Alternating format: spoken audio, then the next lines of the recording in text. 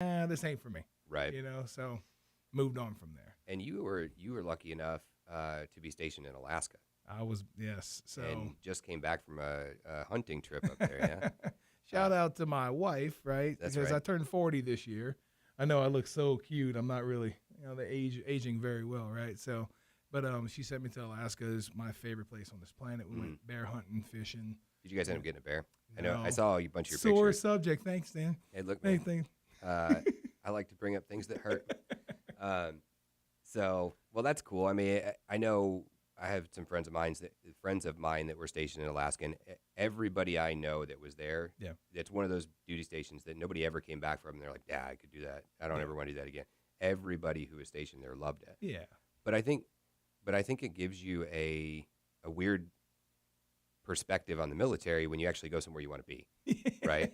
And then and I guess maybe you can expand on it because like I was stationed at Fort Carson and I hated it. Yeah. I hated every minute I was in Colorado. Yeah. And so when I got out and got into business, then I started to go, okay, well, not everywhere that I land is going to be somewhere that I want to be. That's right. Right. And I think that there are elements of that when we start talking about business in particular. So as we talked about you leaving high school and then oil field and the military and now being in the tree service, and you've been doing this for 10 years now, give or take? What are we? I mean, obviously it's a family thing. Your dad's been doing it forever. So professionally, 12 years. 12 years. And would you say that you feel like you've been successful consistently in that time frame? Yeah. Yeah.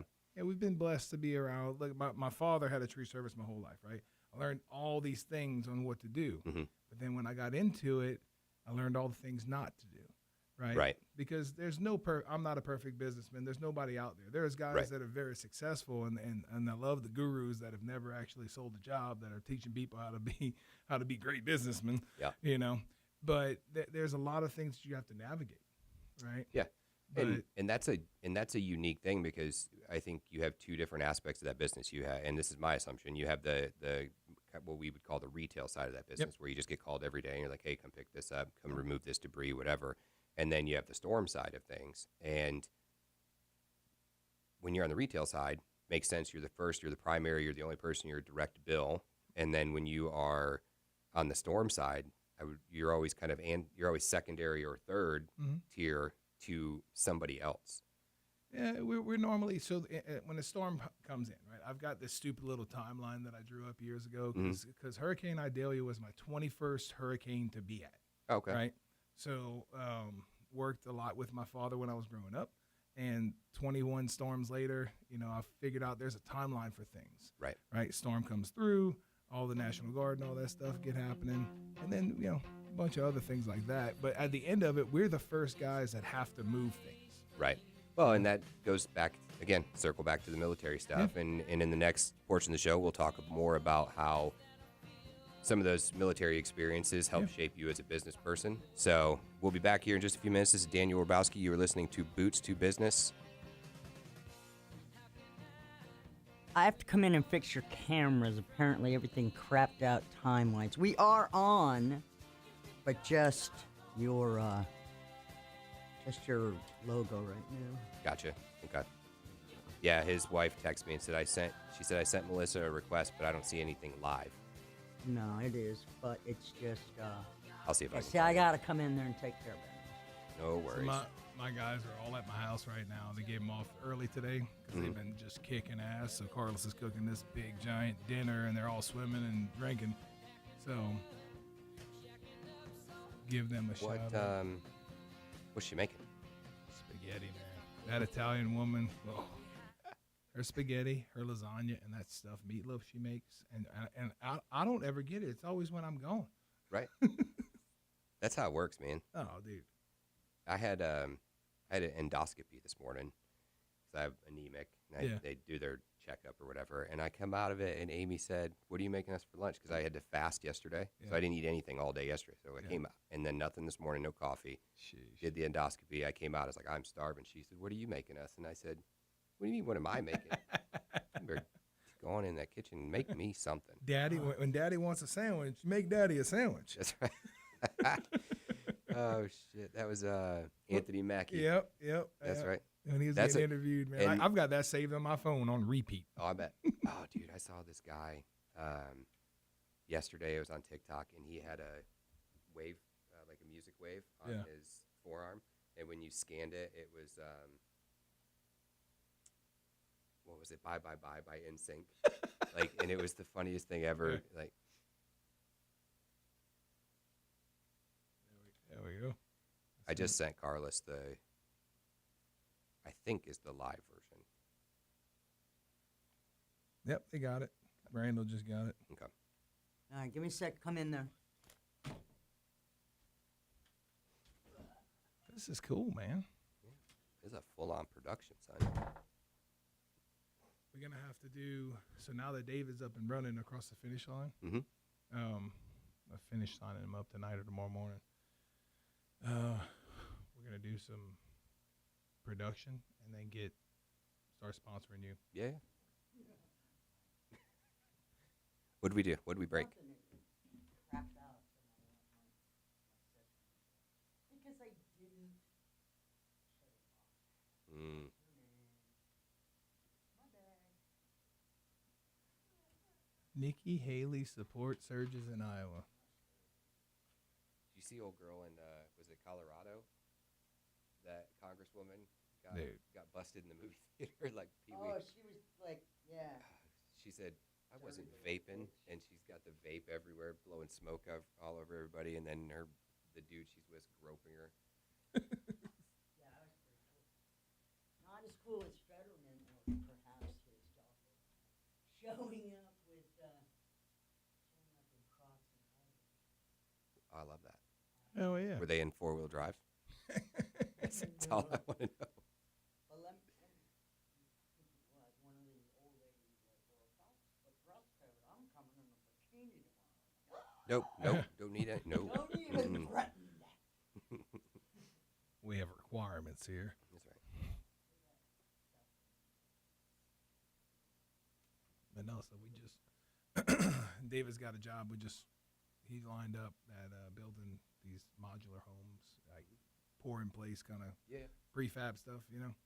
And it's some cool stuff, man. The crane world is awesome. So Yeah, well, yeah, and I would imagine that opens up a completely different revenue stream for you. that's the whole purpose. Yeah. That's the whole purpose. You're turning this way with your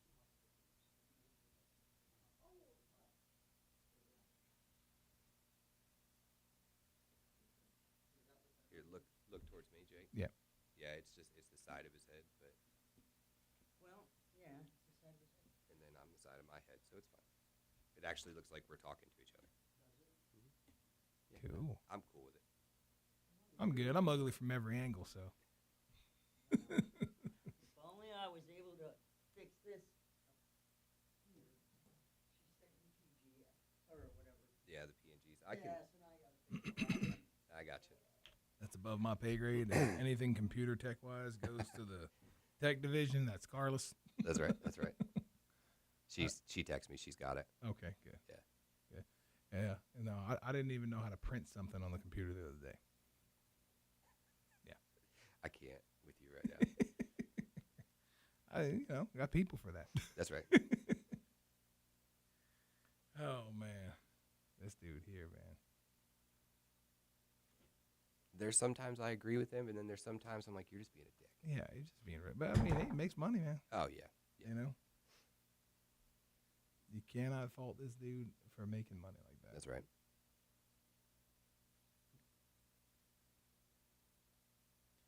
Misogynistic, problematic behavior. Why are you using all those syllables, sir? I can say words you can't You- pontificate.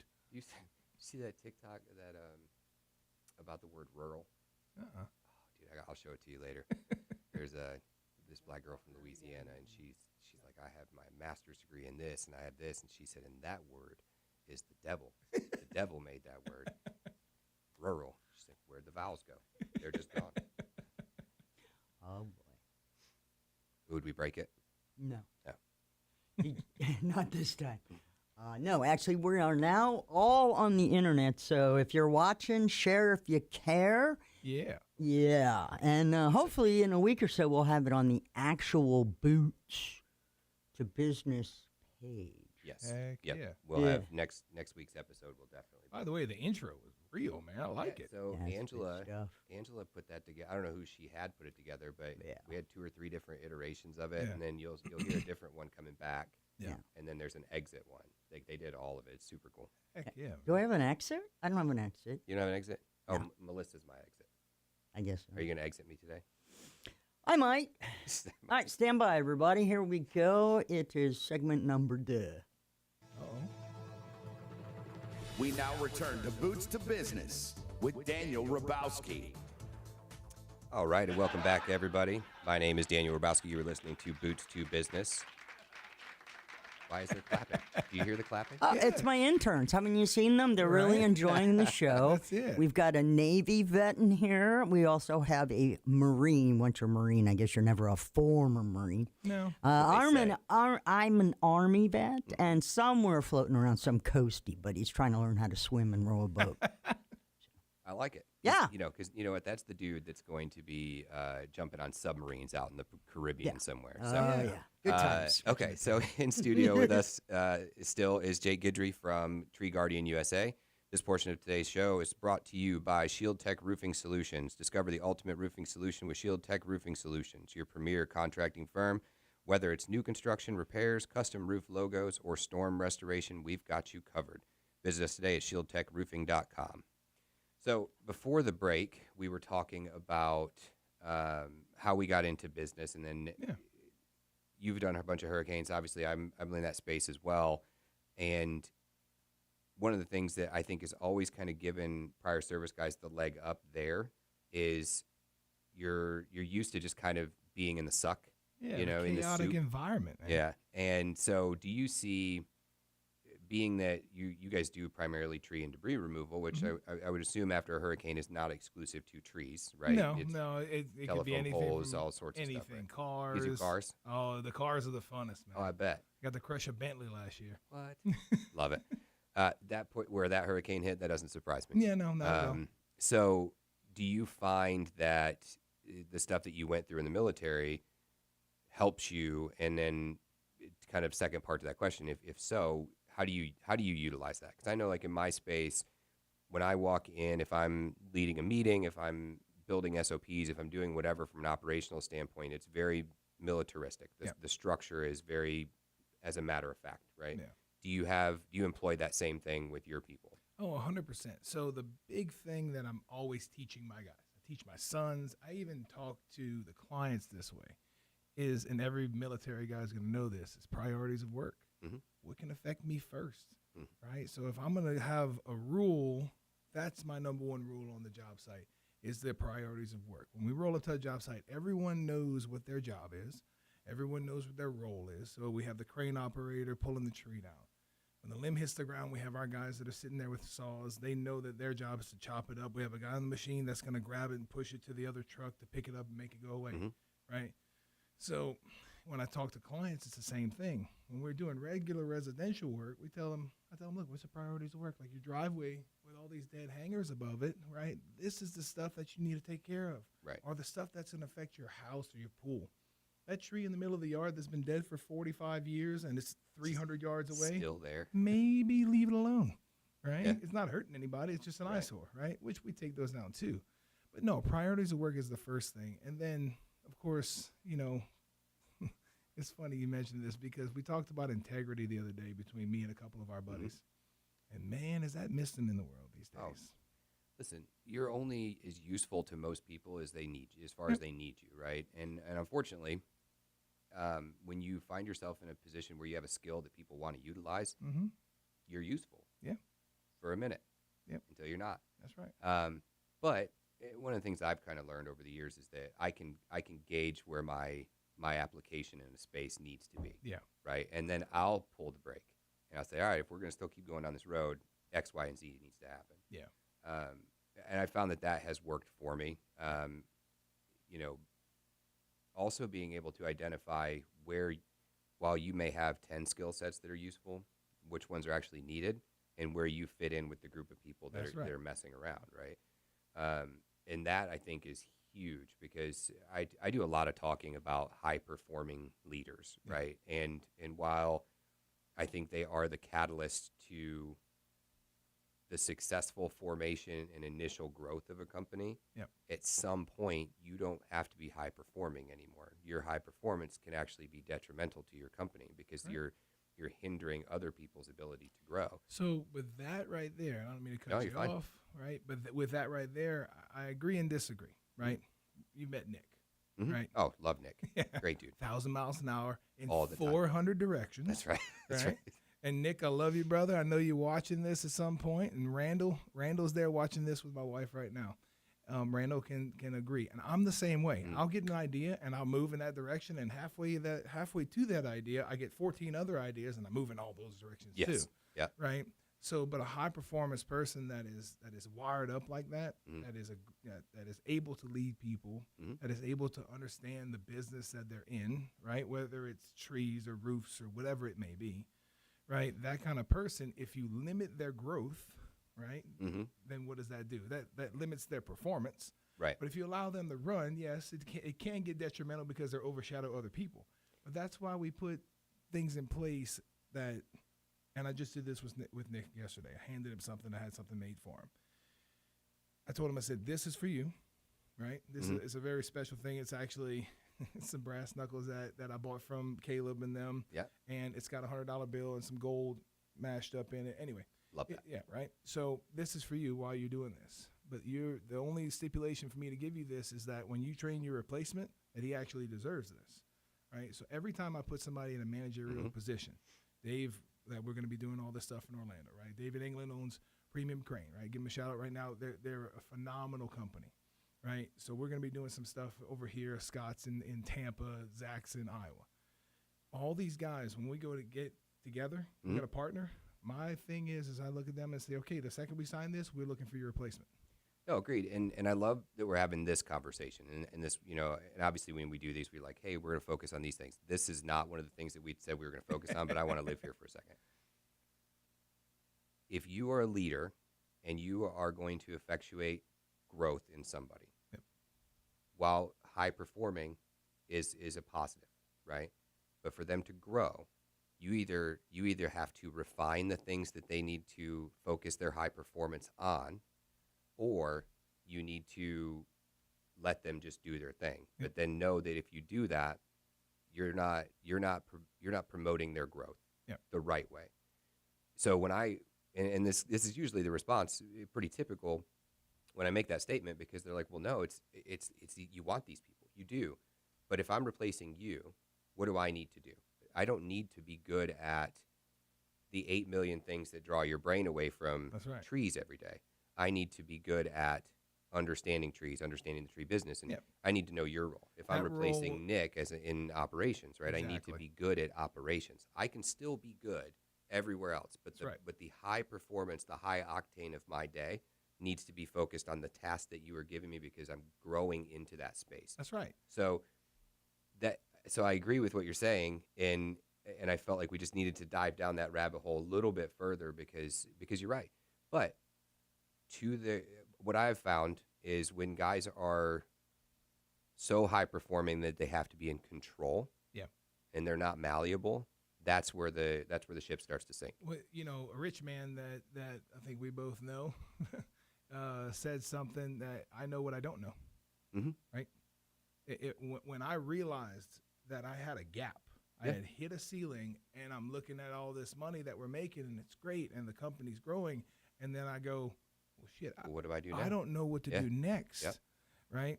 So then that's where that guy came in and a couple other people, and it's like, okay, now I know how to navigate these different levels because it's not just a ceiling, right? Yeah, now you're orchestrating the band. Exactly. I always used to joke, I don't need to know how to play the tuba to orchestrate the band. I know what music's supposed to sound like. You remember Mario Brothers? Yeah. Right, okay, so that Mario Brothers. Yeah. You remember in the underworld, right, it's 2D. So you got to run and jump over here and then go up to the next level and jump over there and jump over here. Everybody thinks about these ceilings as they're a million miles wide and you can't get around them. Right. Right. The way that I think about it is, yes, I have a ceiling here, but there's a gap a mile away. Yeah, just take a step. Just take a step over, right? Pivot a little bit and figure out how to get to that gap, and then you're at the next level. Yeah. Right. And that was, And that's something I think that a lot of people get stuck in. And I think it's easy to get lost in that, the ceiling that you place on yourself. That's right. A lot of times. And when you are surrounding yourself with people who want to see you grow and want to see you win, then you're always going to be successful. Oh, so now we're talking about your network. There we go. So now, great segue into the commercial break here. We'll come back after this commercial break. This is Boots to Business with Daniel Robosky. Don't miss it every Sunday afternoon from 5 until 6.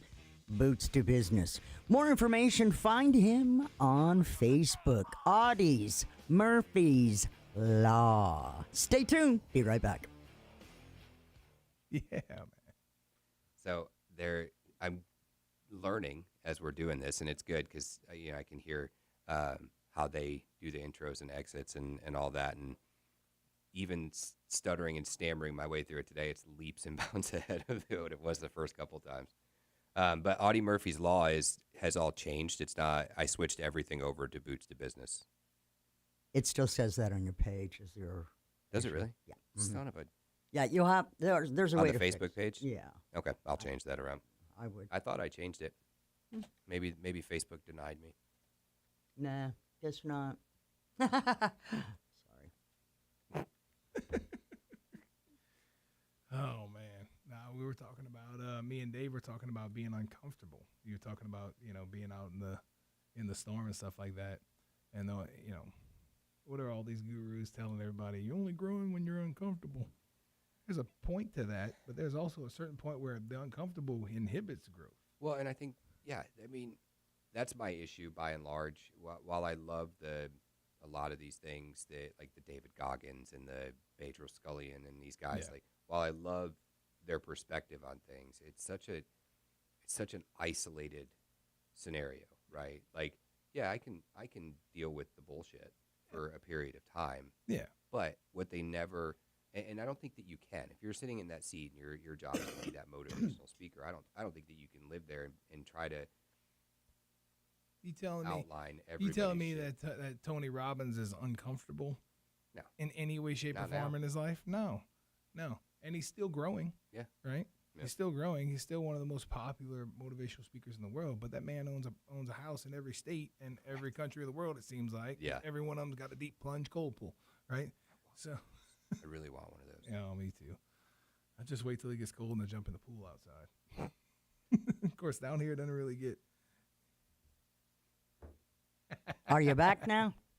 Yeah. You found yourself? Okay. Oh yeah. All right, let's do segment number 3. Here we go. We now return to Boots to Business with Daniel Robosky.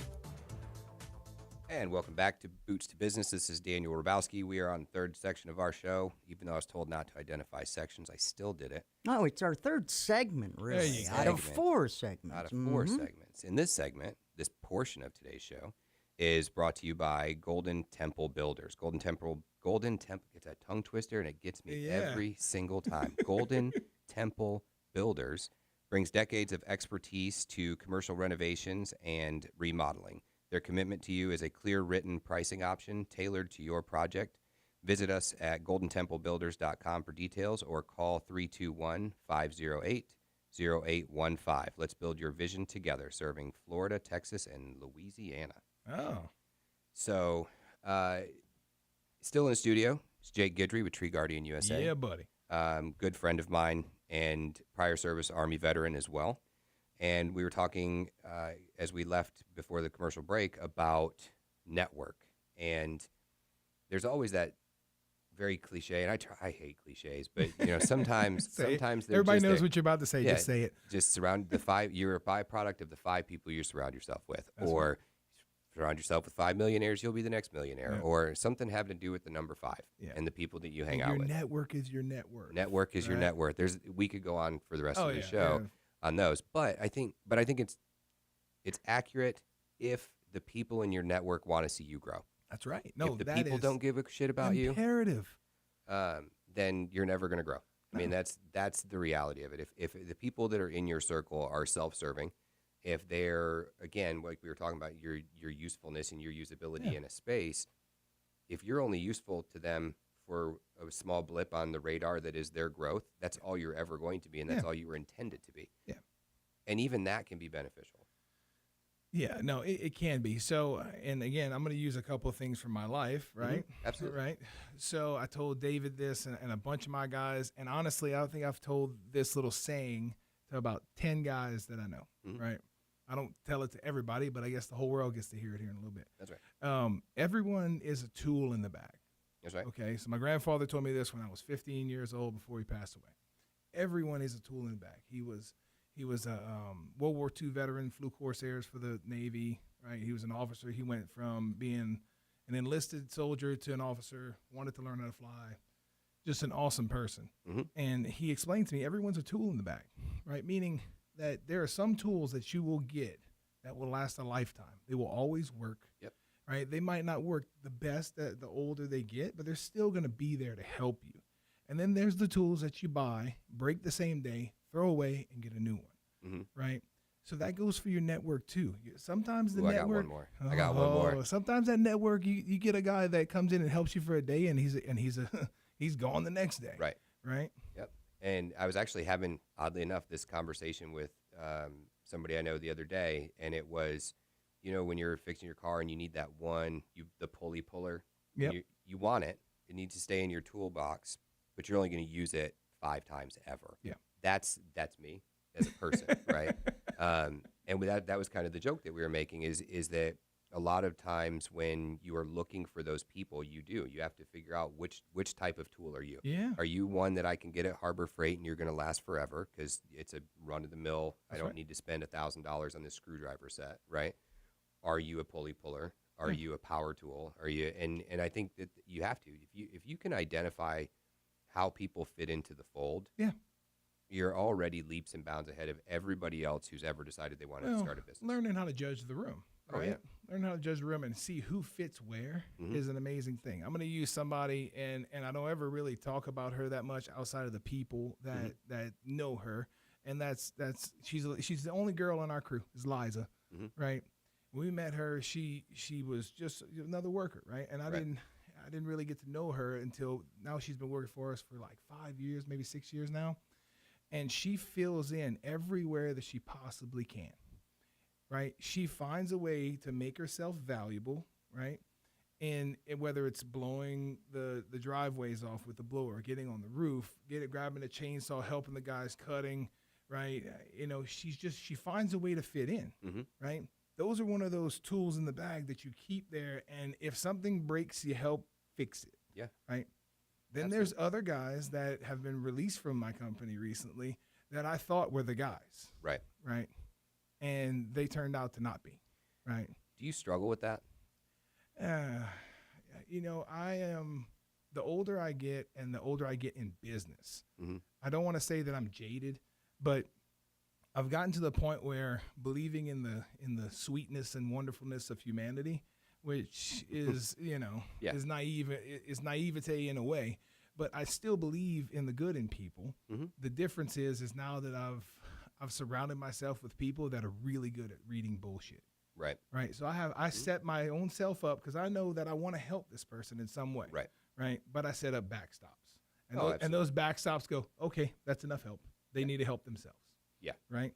So and usually that backstop's a person. It is. Yeah. It is. And I think I know who your person is. Yeah. Oh, trust me. You know who my person is. Right. But that backstop, and that was one of those things of knowing what I don't know. No, and I think there's a separation too where, and we have a handful of mutual friends, and they all kind of live in that space where they all want to help people where they can, and I think that's admirable. But you do have to have those break checks.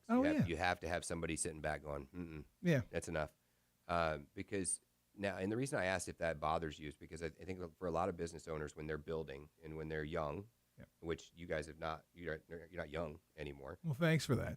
I mean, listen, you have been able to run and operate a business that I would assume the failure rate is pretty high. Yeah.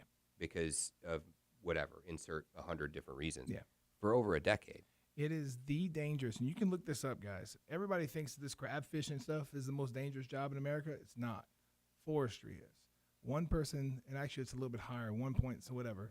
dies every day, every single day. That's crazy. That's more than the police. And look, no, not taking pop shots in anybody's industry. Right. There's dangerous industries everywhere. But to all my tree guys out there, you know, every single day, I've got scars. I got a chainsaw scar on my knee. I've watched guys fall out of trees. I've watched cranes flip and launch guys. I've seen all that. None of mine, thank God, right? But, right, knock on that wood. But it is the most dangerous occupation in America. I could see that. Right? Because inherently what you're doing is dangerous, right? Yes. It's not like add into the mix a tree that's normally standing up straight on a house, right? That now has a fulcrum that's changed completely. Yeah, right. I love watching those videos where guys are because I mean my very limited knowledge of trees. I'm watching them cut a wedge, and I'm like, I know which way that tree's going, and then it doesn't. No, it goes whatever way. You know it why? wants. I'll teach everybody something. And Nick and all my guys that are watching right now at the house, we use a word called hinge lumber. Right? If I cut a wedge and I cut my back cut and I cut through that hinge lumber, I have no control of the tree. Right? I lose all control. That makes perfect sense. It right? makes But sense. if I have that lumber in the middle that keeps it from going left or right and it's going to pull it straight down that wedge line, we're good to go. Right? So, all right. All my guys watching, you at the house right now, hinge lumber. We know about that, right, Shorty? So, right. Well, I didn't know that I was going to learn anything about cutting down trees today, so that's good. But so back to what we were talking about real quick, because I didn't want to lose it. When you're young, when your company's young, you have this idea that everybody is family. Everybody that you bring into the fold is to be fiercely loyal to what you're doing, and you know. T and I used to have this saying all the time, like, whose car are we taking? That's right. Right?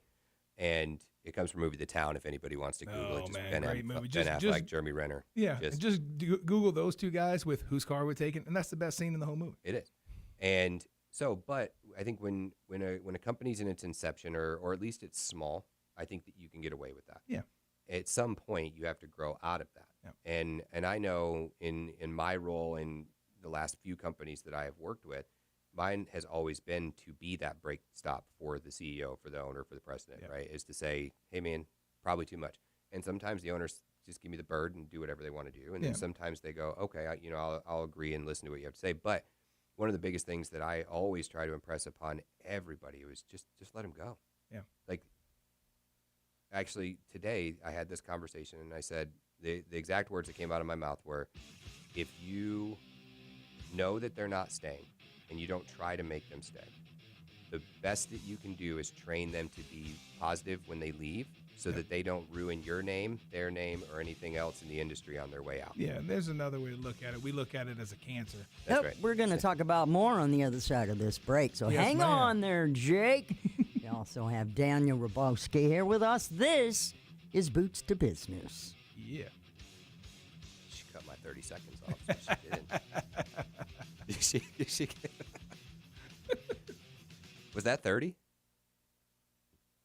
Maybe it's just that Jake and I are friends and talking just comes naturally. Yeah.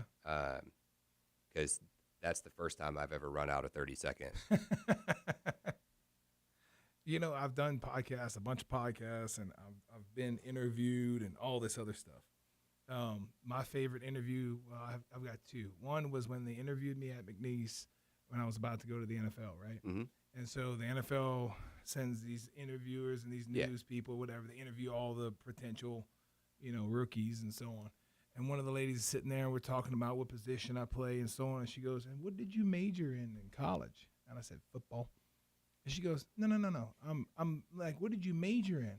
I said, I get it. I went to class and I have these couple of degrees, but I majored in football. I live here. This is what I want. Right. There is no plan B, mm-hmm. right? So that was my favorite interview because she had nothing after that. Like she just went. Yeah. Yeah. Are you setting up the podcast at Win the Storm again? I think so. Yeah. I think so. We're debating on. I'm just going to go because it's in Nashville. Yeah. I want to go. I don't know if we're going to have a giant booth again, but we will. Yeah. We will set up.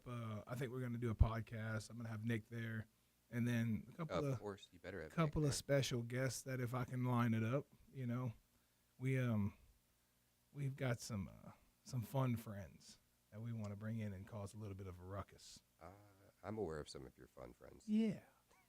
Yeah. Speaking of that, You know how many times we've had this conversation about crawfish since we left your guys' place? And so Tanner, my oldest, came down over the summer, and all he wanted to do is get crawfish. I'm like, you're out of season, bro. And I said, and honestly, after eating at Jake's, I said, I'm never eating crawfish anywhere else ever again. Dude, Tim balls at crawfish, and it's just it's unbelievable. I've always been like, yeah, okay, I'll eat some crawfish. Never been like, oh my God, I have to have this crawfish. Yeah. And when I got the first pound of that, I was like, oh. Dude, Jason and Hayla are building a place, and they want to do a big party when they build their place. They want to fucking have him go. The Robosky's better get an invite to this. Well, I've been telling Hayla on Facebook that I'm just going to come work for them. I'll be their nanny part-time and whatever their manager. I'm sure she will put you to work. She said she's all for it. No, they came down the other night. You saw we went. I know. Yeah. I was sleeping. Carlos and her surprise. Carlos is the most surprisingest person I've ever met in my life. She's gotten good at it now because I hate surprises. Because you don't pay attention to nothing. Yeah. That's what it is. I'm too tired. All right, let's get this final segment going here. What do you think? Man. Huh? Let's do it. What were we talking about when we left? Oh, cutting out the cancer. Yeah. There we go. Perfect. That's a good way to end the show. It sure is. Cutting out the cancer. I agree. Yep.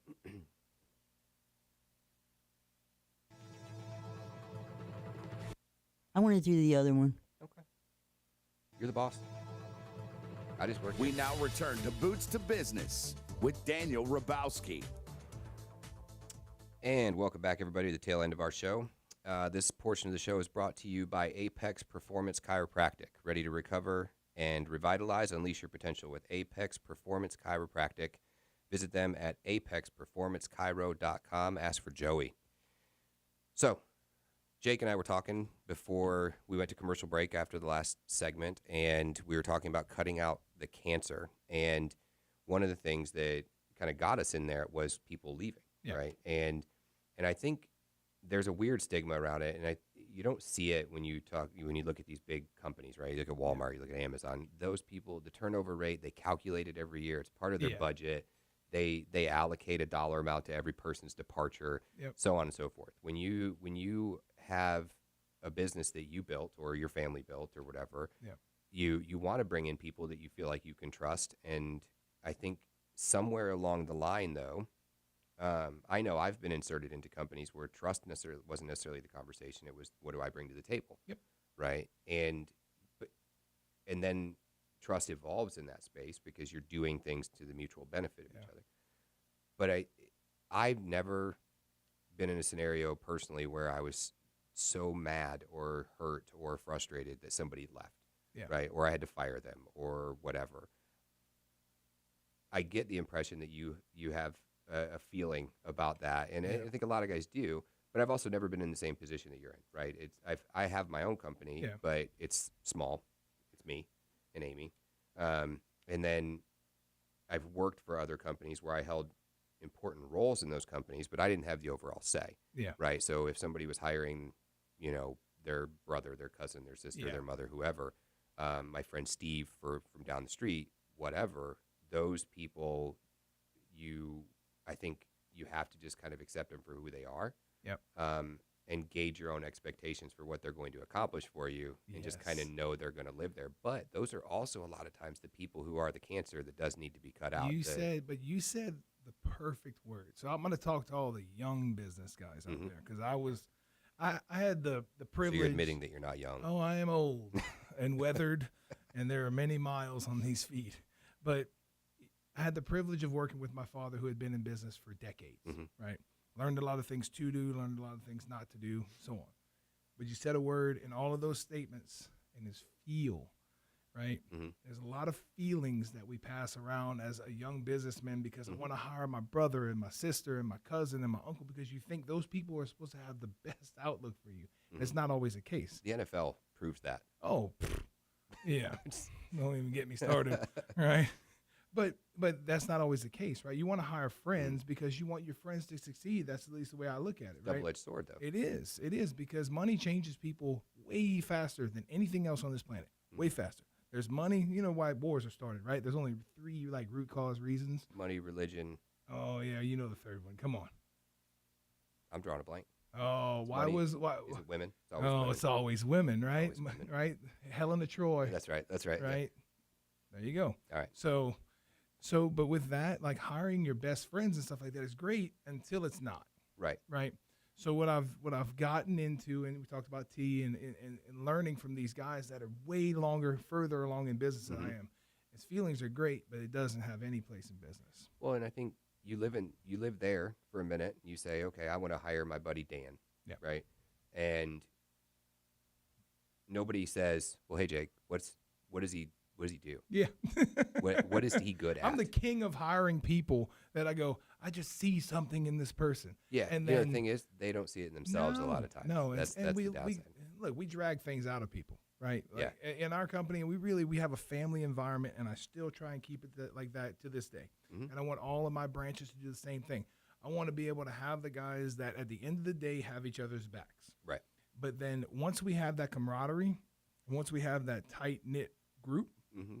then when something stupid walks in that we consider a cancer, Right. we cut it out even faster. Yeah. Right. And that's where, going back to earlier in the show, we were talking about your network, right? Yep. Your network is not just the people who are helping other business owners and friends that are helping nurture your own professional development. It's also the people internally for your company that you are surrounding yourself. That's And I right. think that's where a lot of companies get damaged, is because exactly that.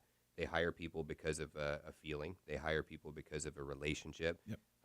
They hire people because they feel bad because of a scenario that somebody may have found themselves in, but they don't actually vet their skill set. Yep. And so then, when I talk to people, they say, well, how do you know about operations? I'm like, well, I was a quartermaster in the Army, and I've been an operations manager in every company. Here's my pedigree. Yeah. Right. So shut up and read it. yeah. So I have that I can show people to validate Yeah. that I understand operations. I understand SOPs and Yeah. all this stuff, right? But if I didn't have that, you're just taking my word for it. Well, You know? Randall, you met Randall too. Randall says something, you surround yourself with perfection, right? Mhm. Now, there is no such thing as a Right. perfect anything. But you find the people that strive for it every day, Mhm. right? Then you surround yourself with those people. I am not a computer guy. We just had this joke. I had trouble printing something the other day. Are you one of those guys that says, I'm just not good at the computer? Yeah. My 12-year-old could run laps around me with this cell phone, right? Yeah. Right. But so I got to call my wife, Carlos, hey, how do I do this, and this? And she tells me how to do it. I do it, and I get going. Right. So I know where my shortfalls are, and I know where I can really make up ground. Right. Right. And this has just happened to me in the last few years where I'm like, okay, well, I'm really good at this, but I'm not good at this. So I need Right. to surround myself with people that are good at what I'm not good at. Right. Exactly. Yep. So And that is a life lesson. Oh. That's not just a business lesson. no. Your partner in life has to be good at stuff that you're not good That's at. right. If Amy didn't do our finances, I'd be broke every day. Carlos is laughing right now because I promise you, she's like, that's me. That's Yeah. me. Because if I'm left at home with Facebook Marketplace, I'm going to have 3 4-wheelers, a boat, and a bunch of useless crap Yeah. because I got bored. I had a buddy of Right. mine the other day. He said, I had to tell my wife to stop ordering off of Temu or whatever it is. And he's like, every day there's stuff showing up at my house. But again, anyway, so it is. It's that theory applies across life. Yes. Right. Your friends, they need to be able to do something that you don't. Yeah. Right. Value. Yeah. Bring so value. you and I can have conversations. That's valuable. Yes. Regardless if we ever do anything business, regardless if we ever do anything in the scope of trees, construction, whatever, doesn't Yeah. matter. We're friends and we can communicate. Yep. And that in itself is a part that a lot of people can't fill in my life. Yep. Right. So, and Amy and I went through this a few months ago where we were really evaluating the people that we appreciated in our lives and then tried to identify why we appreciate those Yeah. people. It was a really good exercise for being able to just say, you know what, and what it did was it made us put people in the appropriate box. Yep. Right.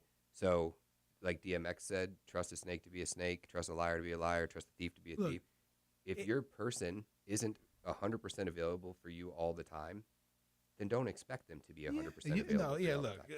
you can't stand in the thunderstorm in the mud and be mad that you're standing in the mud because you're Right. outside doing it, right?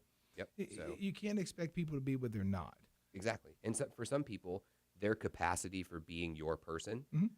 is 10% of what you would hope it would be. Yeah. But it's 10 more percent than you didn't have. Well, listen, you know. in a yard, okay, I'll use a tree example. Mhm. Every tree has a value, whether it's the most busted ass little chicken tree or a giant live oak that's worth millions of dollars, which we work on everything in between plus that, right? Hold. Did you just say trees are worth millions of dollars? Yeah. Like an individual tree? Yeah. What? Yeah, you can insure trees. Oh yeah. Well, Huh. this is a whole nother segment, guys. So Jake will be back here in a couple weeks. there's like all of LSU trees are all insured individually. No Right. kidding. Oh yeah, there's registered trees all over this country. Like I always heard that certain palms are expensive. I don't know anything about palms. I didn't know there was different types of palms until we moved to Florida. I'm not a palm fan. But you know. I've heard guys be like, "Oh, this one was $40,000. This one was $80,000." You're like, Oh, yeah. "Who spends that much money on a tree?" Oh well. And then you just hit me with millions. There's extra commas and zeros in there. Those are values that are placed on the trees by professionals like us that you have to put lightning rods in them, and you can get them insured because they are an investment in the property, right? So, but what I was getting at is that everything has a value, right? This wire has a value, but people in our lives have values as well, whether it's 10 cents or $10 million, right? But still have value. You have to recognize walking into your group and into your network who has the most value.